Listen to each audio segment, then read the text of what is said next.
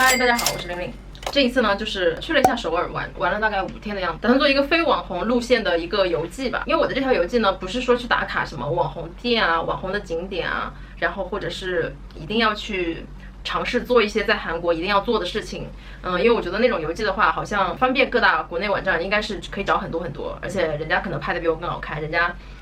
你懂的，就是网红的事情就交给网红去做好了。我呢，就是分享的是就是一些比较随意性的，然后我觉得在韩国我觉得还不错的地方，我觉得值得一去，以及还有一些我之前在韩国没有太吃过的东西，就是想要推荐给你们。如果说你们下次有兴趣去首尔去韩国玩的话，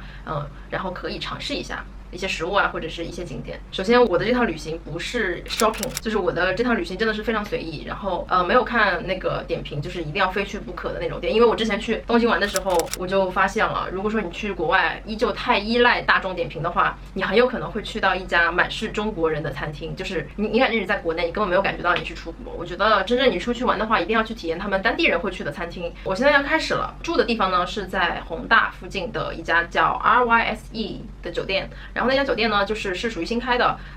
它的装修什么的都非常的，我觉得像是工业风，然后设计感又非常强，包括整个室内设计的一个陈列摆设啊，还有颜色配色，我觉得都非常好看，很适合年轻人去住。我是住的18楼，所以可以看到弘大附近的整个夜景。然后我非常推荐说，年轻人我是很推荐说住在弘大附近的。首先是地铁交通比较方便，然后还有就是那边晚上弘大附近就是有那个很有名的那个弘大那条现场表演，有乐队啊，也有独奏，甚至也有跳舞的。然后那边晚上呢，基本上都是年轻人，也有很多外国人在那。我们当天晚上第一顿吃的是烤肉，我觉得第一顿吃烤肉加酒真的是非常棒。然后首先因为很饿，然后还有就是开胃，然后我们就在那个弘大附近稍微逛了逛。然后呢，第二天呢，我们去了那个著名的广藏市场。其实就是一个，而且我都不觉得年轻人会去的地方，我甚至觉得那个地方可能真的是只有韩国比较老一点的人才会去逛的一个地方，就是一个很 local、很本地，然后甚至我都觉得很像中国80、90年代那种破旧老市场，里头就是很多那种算是他们那边的本地食物，然后街边小吃什么，但是其实很多大妈，我看他们摊子上卖的东西其实都差不多。然后还有就是因为我现在去是8月份嘛，8月份去，然后刚好又是韩国最热的那几天，所以说如果说我是建议，如果你去市场逛一逛、拍一拍是 OK 的，但是你要是真的想要坐下来吃东西的话，我建议你还是去旁边的那种有空调的店比较好，因为那个热，因为它那个市场是开放的，是没有空调的，相当于你要一直坐在那里的话，我觉得不管再好吃的东西，你真的会吃得很累。然后呢，我们就去了旁边一家就是吃生牛肉的一个餐厅，这家餐厅呢也是有很多可能韩星或者是反正就是挺有名的一家吧，我不知道什么名字，我就随便走进去一家。然后里头的食物我真的非常非常推荐，它是生牛肉拌那个生的章鱼，然后是活切的那种，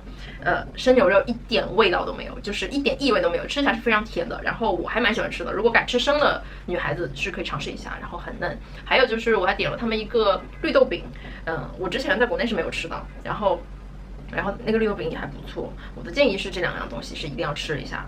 对，从那边出来以后，我们就经过了那个清溪川城内的一条河流，然后这个清溪川呢，它是挺长的，然后里头我在旁边走动的时候，我发现其实水质也还不错，保护得很好。然后两边呢，其实都有做一点点小的景观和培养一些植物在旁边，所以不会像国内的一些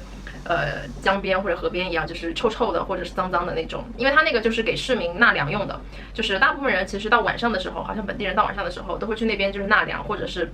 把脚放在里面你们真的可以放心的把脚放在里面，因为水真的还蛮干净的。就是我在车里面就是路过了一个是梨泰院，梨泰院呢是一条比较异域文化的一条街，因为它那个地方是离美军驻扎地非常近，以至于说其实从几十年前可能开始就有很多的美军或者是其他国家的人，或者是美军的亲属会在那旁边，所以说那梨泰院那附近首先他们的店铺是非常的就是各国文化都有，比方说有穆斯林的文化，然后也有可能墨西哥或者是美国文化，反正那条街是属于比较异域风情，然后你也可以看到很多大码衣服的店。然后呢但是那条街其实我觉得是虽然说老外很多，然后但是我觉得那条街可能晚上去的话可能不一定安全，所以我建议如果是真的想去逛的话，还是大家一定要去白天去逛那边会比较好。路过了一下南山，从那边上去开了一下，然后从那边上来呢，然后有看到了那个北韩屋村，就是一些老的就是真正的当时韩国那些老的建筑，那些老的住宅和民宅，但是我依旧没有走下去里头拍照。那种照片的话，可能网上已经有太多了，所以我相信女孩子如果喜欢的话，你还是下去一下吧。就是因为我看照片，其实还是有的拍的，但是真的是太热了，我真的不想去。然后最让我开心的就是我不管去到哪，我都觉得整个满街上都是设计感，包括就是说韩国的，我觉得它把古文化跟现代文化真的融合的非常好，一点都不突兀。然后就是说，每个地方去呢都还是比较干净的啊。然后之后呢，我们去了一个景福宫，景福宫是我觉得去韩国首尔应该是必去的一个地方。这个地方呢，它是以前皇帝的一个行宫。但是其实跟我们的那个故宫比是肯定不能比的，还是面积是比较小的，然后再加上建筑也比较矮，但是那边我去的时候呢，就是刚好可以看到就是他那个士兵交接的仪式，然后那个仪式我后面查了一下，一天好像有6次，所以如果你去的刚好的话，你可能可以刚好赶上，所以。还有就是好像据说那边你要是租一套韩服，你要是穿韩服去的话，那门票是免费的，虽然门票也不是特别贵，好像3000韩币。然后我们就在那个景福宫里面稍微逛了逛。那个里面我觉得保护的还是比较不错的吧，你可以看到不同国家穿韩服的女孩子在那里拍照，真的很有意思。就是我觉得中国人拍的话，就是你懂的，就是应该是跟韩国人拍差不多。但是然后当我看到比方说泰国啊，什么印度、马来西亚啊，然后什么那个就是或者是非洲的，或者是那个白人，然后就是看他们穿韩服，我真的觉得那个画风还是有一点有点有趣的。然后那个我想想。对，我们晚上的话去了一下那个汉江旁边，就是走路就散步嘛。因为我觉得这种路线可能大部分人对汉江这个东西不太感兴趣，因为我觉得这种地方一定就是日常就是当地居民会去的。于是我们去到汉江旁边走了走，然后拍了一段夜景，那个桥上拍了一段延时。然后汉江旁边呢，它其实都有规划好你的行走路线什么的，就是挺长的。如果你感兴趣的话，没事的话可以去那边稍微走一走。然后那边的夜景我觉得还蛮迷人的，然后也看到很多人在那边跑步、遛狗什么的，就是那个是一个非常接近本地人的一个地方，我觉得还是很值得一去的。之后呢，我们去到了江南区，然后去了那个鸭鸥亭。江南区那个地方就全都是写字楼，然后它是一个江南区嘛，就是 Gangnam Style 那首歌其实就讲那个区，因为所有韩国有钱的人基本都在那个区，以至于说那个地方就是要么就写字楼，要么就是商业中心，然后要么就是那种奢侈品店什么的。值得一提的是，我去了一下晚上去了一下那个乐天世界大厦，然后那个呢就有点像东方明珠这种存在吧，就是看夜景的，就基本上你买个门票，然后就可以上去。它那个电梯是非常快的，然后里头的那个画面，我觉得它做的还蛮有意思的，而且你上去跟下来的那个画面是不一样的。我只拍了上去的时候，就是很有古代文化的那一类，然后当你下来的时候，它可能就是整个当时那个塔就建成的那种3维模型的那种动画。然后当时的夜景的话，我是拍了一小段延时，大家可以看一下。那边的话，其实真的是可以看到旁边所有的景色，夜景还是蛮漂亮的。我们晚上从宏大会看一些表演，我真的非常非常开心，说能看到那边每天，而且几乎那几个晚上，就是每天其实去的人都不太一样。有乐队，然后也有个人唱情歌的那种，然后我就真的觉得说，这个国家真的是对文化产业真的是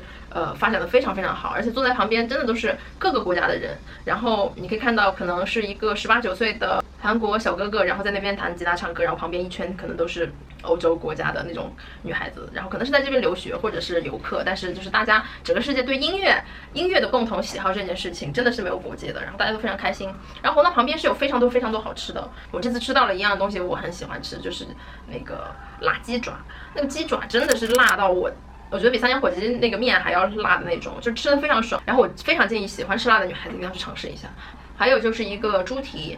的话，它是卤的猪蹄，然后它会帮你切好，然后就是很大一碗，它可能会送一些凉菜或者什么给你，怕你腻。然后2个人吃1份的话，我觉得是刚好。我甚至觉得3个人吃1份刚好，因为2个人吃1份，我其实还剩了一点。然后那个我觉得还不错。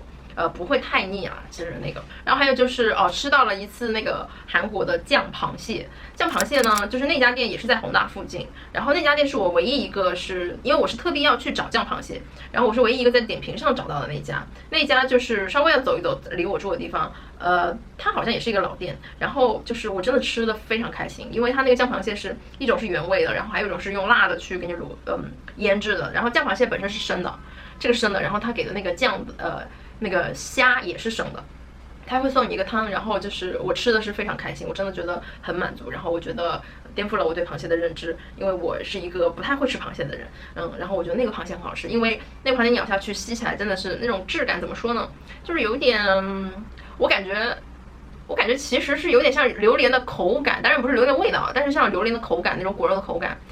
我是很爱吃那种口感。但我发现韩国的所有的餐厅，其实基本上他卖的东西就是这么一两样，然后呢，可能店很久。哦，对，我还吃了参鸡汤，参鸡汤真的很好吃，真的很好吃。就是而且我虽然说天很热，但是我的确是把一整只都吃掉。然后还有就是那个味道真的太香了，我觉得参鸡汤还是要去尝试一下。哦，对，我还去了一下梨花女子大学逛了一圈，然后那个大学呢，就是它有教堂在里面，它算是一个教会学校吧以前，然后里头的话有一个那个标志性的那个，我觉得像广场一样的东西，一个大斜坡，那天真的很晒哦。然后那边稍微逛了一圈，我为什么去这个学校？是因为我觉得这个学校还是女孩子还是比较有血性的，就是经常游行啊什么的，包括这次我去那个。包括这次我在江南区也是很偶然的碰到了一次，就是员工的一种游行吧。然后我真的觉得韩国人游行真的是弄得跟演唱会一样，然后大家就是居然还有主持人，然后大家相约几点钟在那个地方穿好同样的制服，然后拿好横条，就很认真的在那里 protest。然后呢，就是主持人呢还会跟你们说今天我们一个什么行程，比如说几点钟我们干什么，然后还有就是我们甚至还有文艺汇演之类的。我心想说不会是唱歌吧？反正就是在那里稍微看了一下，然后就走了。然后我这次韩国行，其实我真的没有太去什么，我也没有买东西。就我每次去哪，我好像都没有那种说强烈的要买什么东西的欲望。然后就是我就是挺想看看他们的生活是什么样的，然后给我很多感触。首先就是这个国家真的是哪都可爱，就是这个国家是被设计感包围的一个国家，这里的人民也都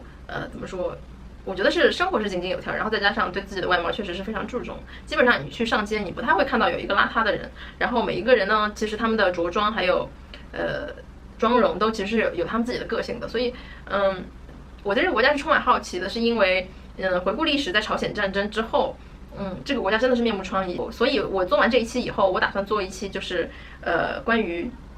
今天的韩国是怎么从那样的一个国家，然后今天会变成就是亚洲的发达国家之一。因为亚洲本来发达国家就不多，一个日本一个韩国，韩国排第2嘛。这么短短的几十年内，基本上就是60年的样子。它是怎么从那个样子然后变成今天这个样子？今天的韩国在我看来就是它的设计，还有包括它的电子产品，甚至它的汽车各行业其实都在国际上是不错的。所以我很好奇这个国家。我接下来会做2期关于这样的一个话题的一个节目出来，可能会分上下集剪出来。然后这一次简单的游记就讲到这里。以上就是这一次我的首尔行的一些推荐，它不是一个典型的什么购物啊，或者是游玩景点推荐，这只是我自己对这个国家的一个感受，就是我所看到的一些东西，然后分享给你们。如果你们觉得有兴趣的话，我讲过的这几个地方你们可以去一下。然后我吃过我觉得还不错的好吃的东西，你们也一定要去尝试一下，尤其是那个酱蟹我真的非常推荐那个，我真的觉得那个非常好吃。然后呢，对海鲜过敏的话还是不要吃，因为那个是生的。还有就是在韩国一定要喝酒，不喝酒你就不要来韩国。